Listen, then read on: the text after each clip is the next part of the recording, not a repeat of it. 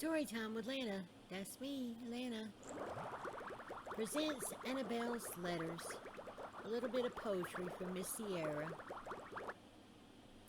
Writing exercise number 2. Cierra's take.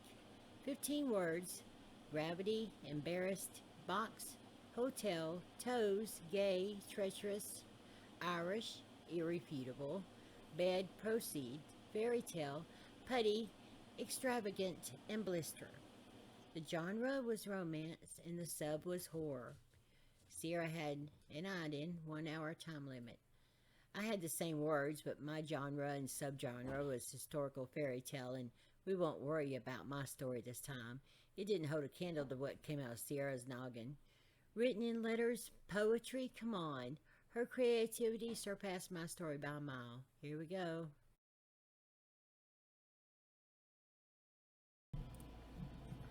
Hey, William. You don't know me, but you will. I'm just not courageous enough to speak to you yet. Is that okay, William? Will these letters suffice? I hope they will, because you're the one I know you are. Fate brought us together. I can see it now. Our love will be irrefutable. Gravity won't even tear us apart. Our love will be a fairy tale. Death do us part. Love Annabelle. Hey, William. I often lie in bed at night thinking about the day we met. Stepmother sent me on errands around town that day. I have no car, so I walked. My feet were blistered and my skin was scalding from the heat. I was tired and hungry, but chores had to be finished before I could eat. The smell hit me hard, though. It was the most extravagant scent.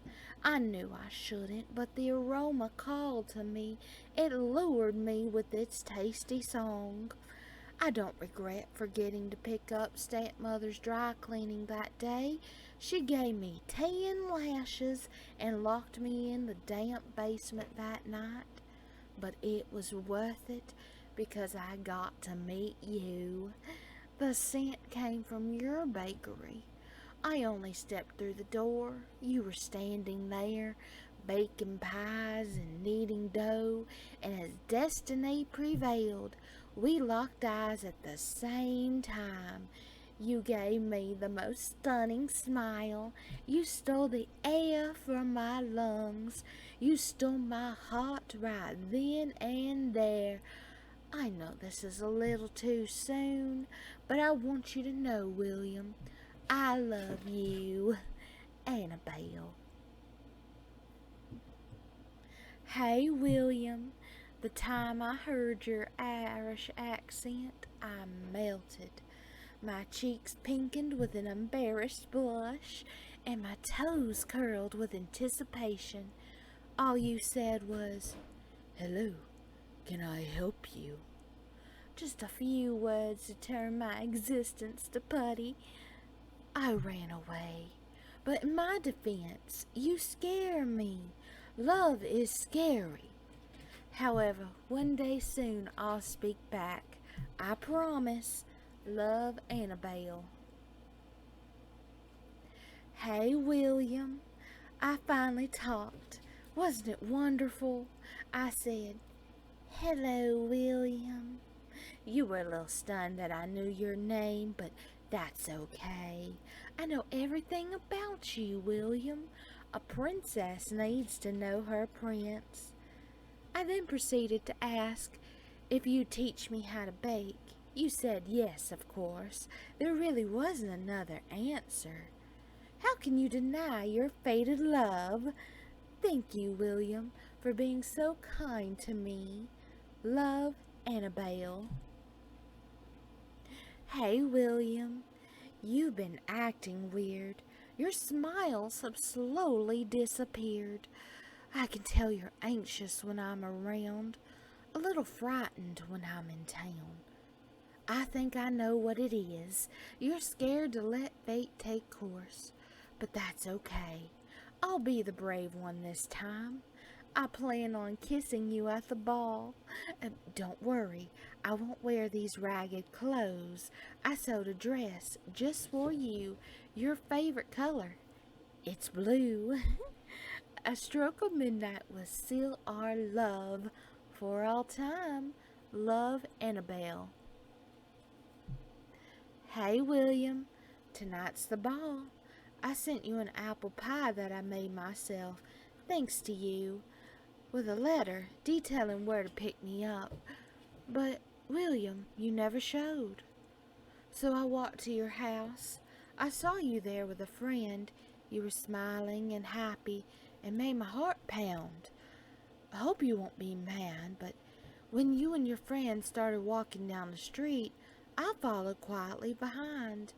You two went to a very naughty place, a hotel, where you shared a room, a bed with your friend. William, this isn't how my fairy tale will end. Love, Anabelle. Hey, William. There was a time when our love was irrefutable. Gravity couldn't rip us apart. But fairy tales are just that, fairy tales. Now I see that a happily ever after comes at a cost. But I thank you, William. You have shown me what love was like. The good, the bad, the pretty, and the ugly.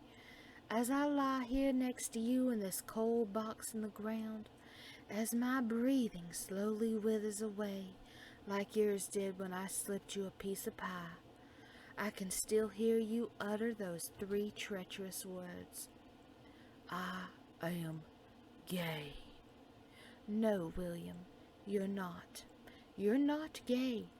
You're mine. For as long as time. Love, Anabelle. So I walked to your house.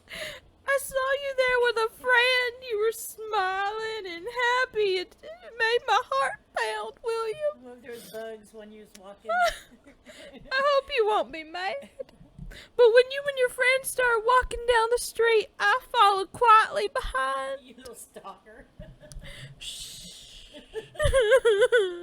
You two went to a very naughty place, William. A hotel. Why is a hotel naughty? Where you shared a room. Oh. And a bed with your friend.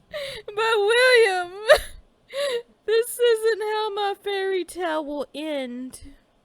Love, Anabelle. Don't do it like that. That sounds stupid.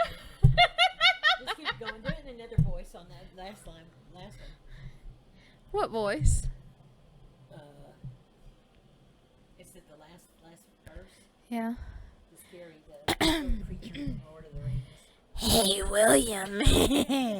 There was a time when our love was irrefutable. Gravity couldn't rip us apart. But fairy tales are just that. Fairy tales.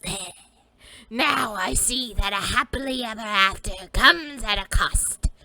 But I thank you, William. You've shown me what love was like. The good, the bad, the pretty, and the ugly. As I lie here next to you in this cold box in the ground, as my breathing slowly withers away, like yours did when I slipped you the apple pie, I can still hear you utter those 3 treacherous words. I am gay. But no, William, you are not. You are not gay.